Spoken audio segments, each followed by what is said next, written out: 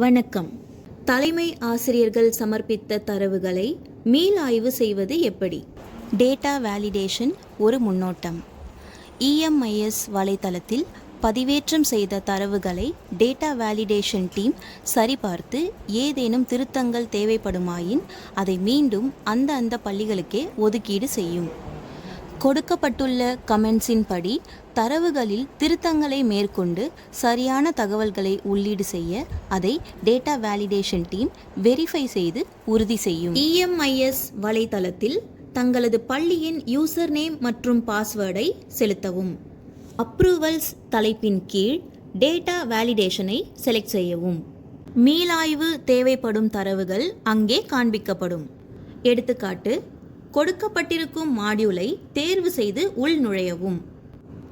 இடது மேற்புறத்தில் தாங்கள் தேர்வு செய்த மாடியூலின் விவரங்கள் காண்பிக்கப்படும்.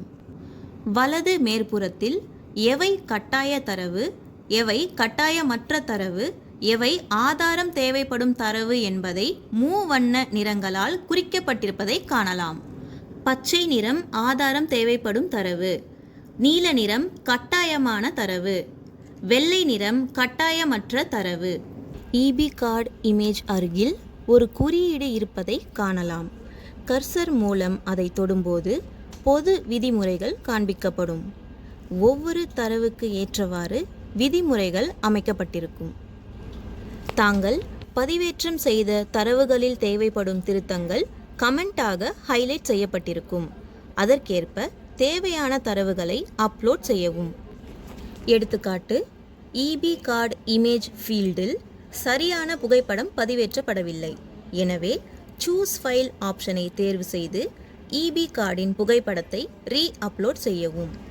மற்றும் EB நம்பர் ஃபீல்டில் பதிவேற்றிய EB கார்டில் உள்ள சரியான எண்ணை என்டர் செய்து சமர்ப்பிக்கவும். தங்களது கருத்துக்களை கமெண்ட் செக்ஷனில் என்டர் செய்து சமர்ப்பிக்கவும். நன்றி.